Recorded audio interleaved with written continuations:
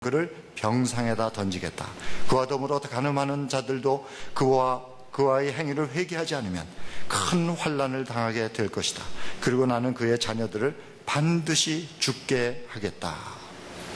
두아디라 교회는 예수님께서 편지를 보내신 7도시의 교회들 중에 그 7도시 중에 가장 작은 도시였다고 합니다. 이 도시는 산업이 발달되어서 많은 상업 행위가 이루어지는 산업도시였습니다. 그 당시에는 그들이 하는 업종마다 길드라는, 지금으로 말하면 조합 같은 것이 있어서 같은 업종에 종사하는 상인들이 자주 모임을 가졌다고 합니다. 그들은 모일 때마다 사업의 번창을 위해서 또 많은 이윤을 위해서 우상에게 제사를 드렸습니다.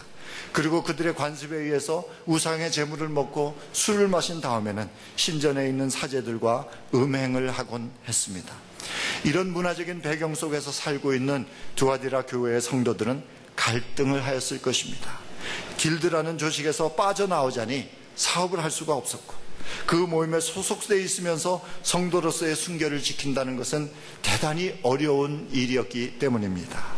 이런 상황에 놓여있는 두아디라 교회 성도들에게 자칭 선지자라고 하는 이세벨이라는 여자가 와서 신앙은 마음이 중요하지 행동은 그렇게 중요한 것이 아니라고 가르친 것입니다.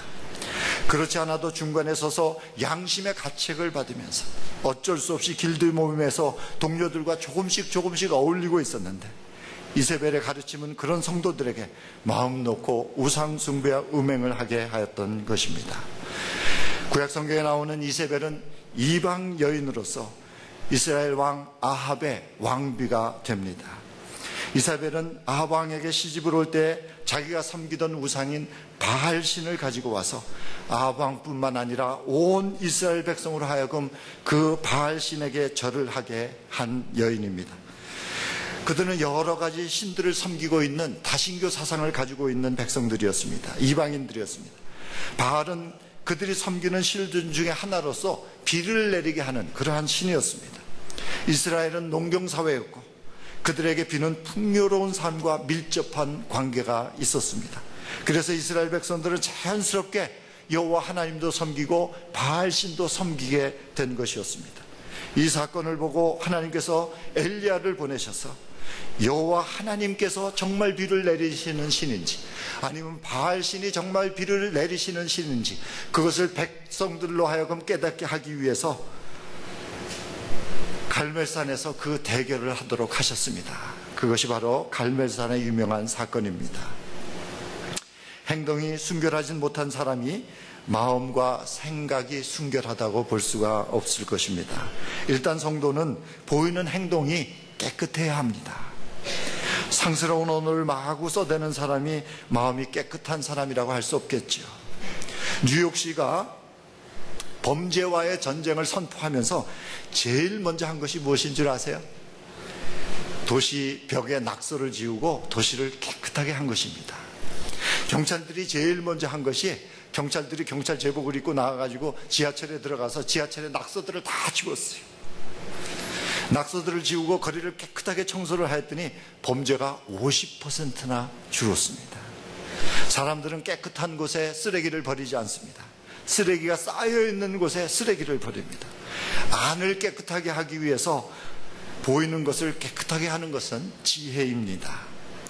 또 한 가지 성도들이 순결한 행동을 해야 되는 이유는 예수님께서 우리에게 주신 사명을 다하기 위해서 우리는 반드시 순결하게 행동해야 합니다. 우리가 받은 사명은 영혼을 구원해서 제자를 삼는 일입니다. 우리의 행동이 깨끗하지 못할 때 전도와 선교의 문이 막히는 것은 너무나도 당연한 일입니다. 어느 예수 믿는 여자가 예수 믿지 않는 분하고 결혼을 했습니다. 그런데 수십 년 동안 같이 사는데 아무리 교회를 가자고 그래도 교회를 가지 않아요, 이 남편이. 그래서 하루는 속이 상해가지고 남편에게 묻습니다. 당신 도대체 왜 그렇게 교회 가기를 싫어하냐? 그랬더니 이 남편이 이렇게 얘기합니다. 나하고 당신하고 다른 점이 없다는 거예요. 나 화투 칠 때 당신도 화투 치지? 나 술 먹을 때 당신도 술 먹지? 당신하고 나하고 전혀 다른 게 없는데 내가 왜 교회를 가야 되느냐는 거예요.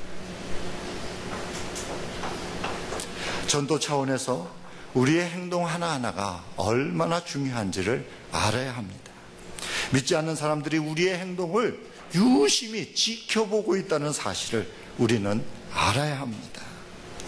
교회의 주인이신 예수 그리스도께서 우리의 행위를 지켜보고 계십니다. 우리가 하는 모든 행위를 알고 계신다고 오늘 본문은 우리에게 말씀해 주고 계세요. 그리고 잘못된 행위를 바로잡고 회개하라고 말씀하고 계십니다. 회개하지 않으면 큰 환난을 당할 것이라고 말씀하고 계세요. 회개하지 않으면 그의 자녀들을 반드시 죽이겠다고 말씀을 하고 계십니다. 여러분, 이거 얼마나 무서운 경고입니까? 성경은 이 하나님을 두려워하는 것이 지혜의 근본이라고 말씀하고 있습니다. 두아디라 교회가 우리에게 주는 교훈은 첫째, 행동으로 순결한 교회가 교회를 세웁니다. 성도가 교회를 세웁니다. 둘째, 마음으로 순결한 성도가 교회를 세웁니다. 23절 말씀 보니까 그러면 모든 교회는 내가 사람의 생각과 마음을 살피는 분임을 알게 될 것이다. 나는 너희 각 사람에게 그 행위대로 갚아주겠다라고 말씀을 하십니다. 우리가 지켜야 할 순결은 예수 그리스도, 우리의 주님을 향한 것입니다. 그런데 주님은 우리의 행위만을 보시는 분이 아니라 우리의 생각과 마음도 다 보고 계시는 분이시라는 말씀입니다. 예수님께서 행위도 중요하지만 마음과 생각이 더 중요하다는 것을 이렇게 말씀을 하십니다. 마태복음 15장 16절을 보니까요, 예수님께서 말씀하셨다. 너희도 아직 깨닫지 못하느냐?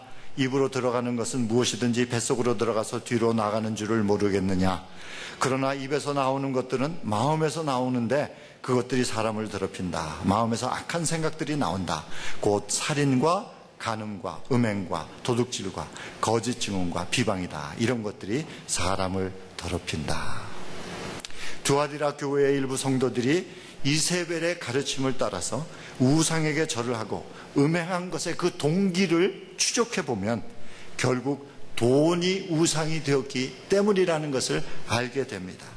그 당시 상황으로 길드라는 조합에 소속되지 않고는 자기가 하는 사업에 이문을 남길 수 없다는 생각을 하였고, 그 길드에 소속되어 있었기 때문에 우상에게 절하고 음행을 하게 된 것입니다.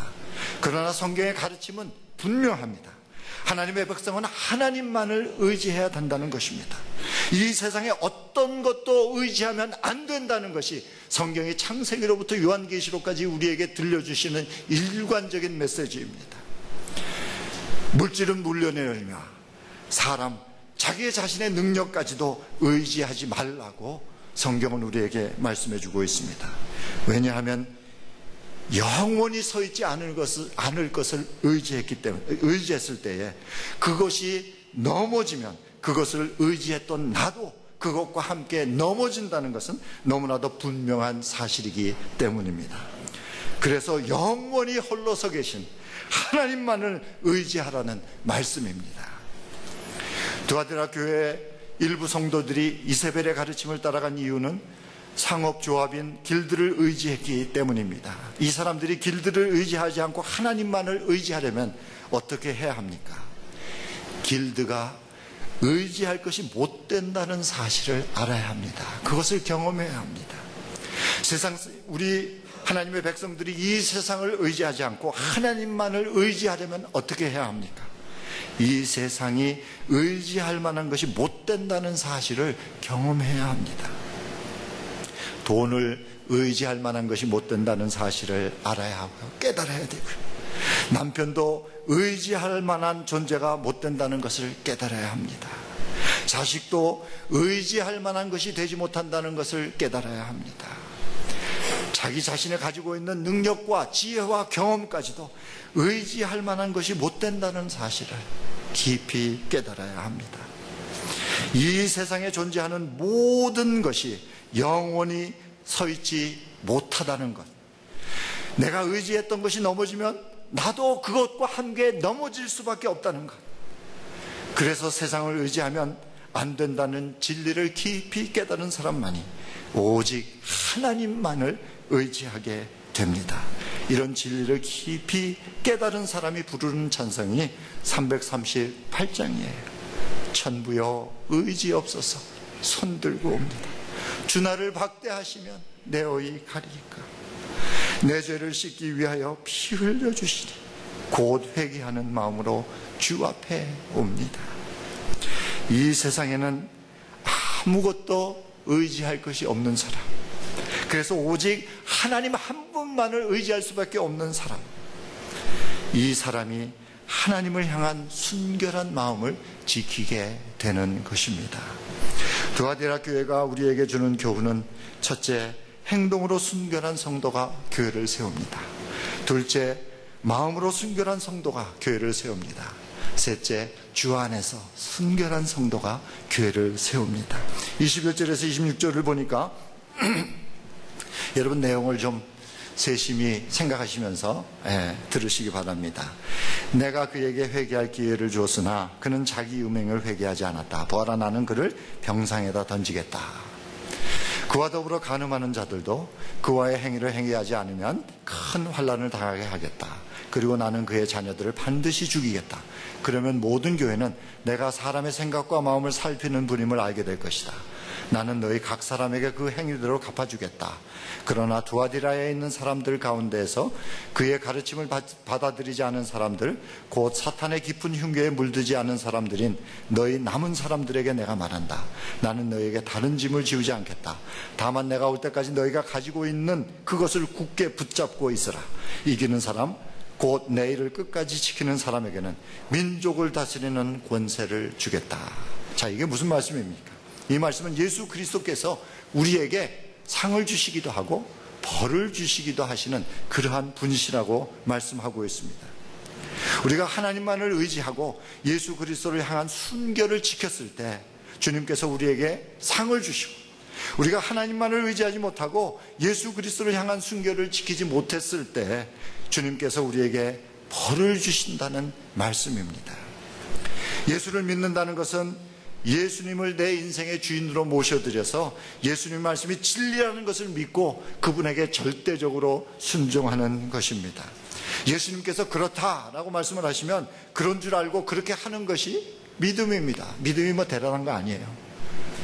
여러분, 예수님께서 말씀하시면 그런 줄 알고 하는 것이 믿음이에요. 예수님께서 이렇게 하면 상을 주겠다 하고 말씀을 하시면 그 상 받는 것을 기대하면서 기쁜 마음으로 그 일을 하는 거예요. 어린아이와 같이. 예수님께서 이렇게 하면 벌을 주겠다 하시면 두려워하는 마음으로 그것을 하지 않는 것입니다. 그것이 바로 믿음으로 산다는 의미예요.